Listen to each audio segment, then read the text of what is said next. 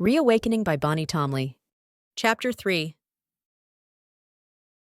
I think I figured it out, I said, almost bursting with excitement and scaring Alex a bit. I had been racking my brain for days trying to come up with a solution for my problem. Figured what out? Alex responded, somewhat confused. I figured out how to get some answers about my dad. Okay, lay it on me. I think I can use my journalism skills to my advantage. I was hoping to somehow get some sort of PR-type job with Xavier Holland's company. All I need is a way in, and I think this would be the best way. I could easily find some answers if I were working from the inside, don't you think? You know, casually chat with people and keep my eyes peeled. Amy, I don't think that is a very good idea. I told you, the man is pure evil. This idea is so dangerous. That is exactly why I think it is a good idea. I can't convince myself that there is an answer about my dad's death that doesn't involve this man. This is the perfect way to find out. Working on the inside. No offense, but what makes you think you can even get this kind of job? It's unheard of. I can't think of a science corporation that would ever hire a PR agent just because they popped in one day and said that they wanted the job, especially one who is a journalist fresh out of college. This is kind of absurd, Amy. He said no offense, but his condescending tone was very offensive. I don't see how it is absurd, Alex. I was furious not only because of the accusation that I was being ridiculous, but also because he seemed to have no faith in me. Just think about it. What power-seeking scientist wouldn't want great press for a low price? It would be an easy decision on his part. Besides, a lot of companies think having a fresh mind just out of college is a good thing. You know, being able to think outside of the box and bringing in innovative ideas. Plus, by the way you talk about them, they could use some good press. Alex sat in silent contemplation for a few minutes. Look, Amy, I am going to be perfectly honest with you. I just can't sit around and be a part of this, if it is what you decide to do. I was completely taken back by the attitude I could sense in his voice now. Why not? What are you saying, Alex? What I am saying is, He took a deep breath. I braced myself for what was certain to be a snarky comment based on the tone he had been using, but he just sighed. well, I'm saying that it's over between us if you make this decision. Alex slumped down in the chair he was sitting in. His head was now in his hands. My heart started racing. I felt like I had just been hit with a ton of bricks. I had no idea why he would have to leave me for pursuing an avenue that could give me some answers. How selfish could he be? I don't understand, Alex. Why will you have to leave me if I chose to do this? Don't you see how much this could help me? How much it could help my family? Don't you care? You know how important my dad was to me. I need to know what happened to him. It was hard to get my words out between the tears.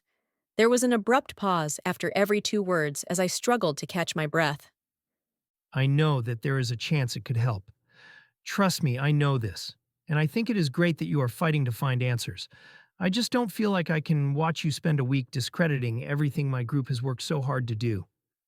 We have busted our asses, lost relationships, even lost our possessions to show the world who this man really is.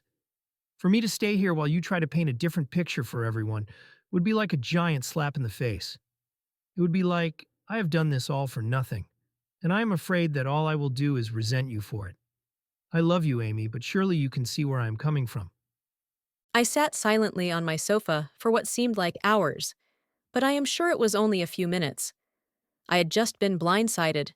The entire time that I was coming up with this arrangement, I had banked on having Alex's support. I felt confident about everything because I thought that he would be by my side. Could I go on without him? I did understand how he felt, but this was my father I was talking about. Did he not see why this was so important to me? My father was dead, and I needed to know why. I just felt like he was being selfish, but maybe I was too for that matter. What would he do in my position, though? Finally, I found the courage to look him in the eyes. With hot, silent tears streaming down my face, I knew what I had to do. I loved him more than anything in the world, but I had to do what was best for my family. My mom deserved closure. We all did. I took a deep breath and said the only words that I thought were right.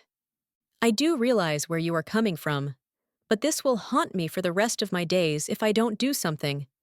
I don't want to lose you to do this, but I understand if I have to. I don't want to try to force you to stay with me, just for you to end up resenting me in the end. I love you, Alex. I love you too, Amy, but I have to go. I can't stick around while you do this. I'm sorry, truly. There was nothing more that I could say. Alex slowly got out of the chair and grabbed his coat. This was not how I expected this day to be, at all. Never would I have guessed that the one person who made my life worth living would be walking out on me. He started to walk toward the door. It was killing me to watch him leave, but I knew he had to do this. What was the point in staying with me if he would just leave me in the end?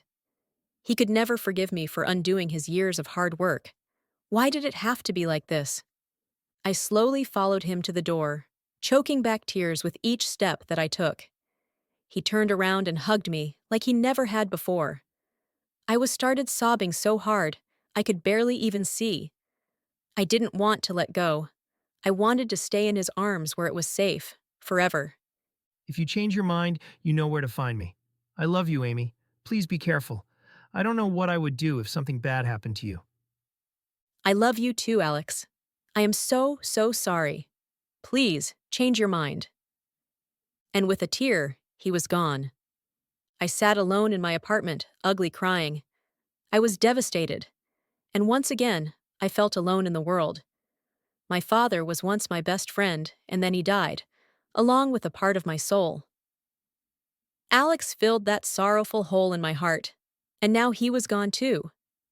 It was as if someone reached into my chest and tore the wound in my heart back open.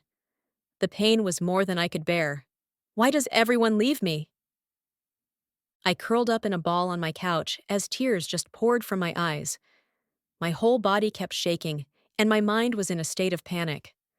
I felt like I was going to hyperventilate. What was I going to do? An hour ago, I was so sure of myself, so confident. Now, I was all alone and afraid. I knew I had to stay strong, for my family, but I had to give myself some time to grieve over this loss. Then I would pull it back together. I resolved to be stronger tomorrow. I had to be. Things had not changed. I still had a plan to move forward with.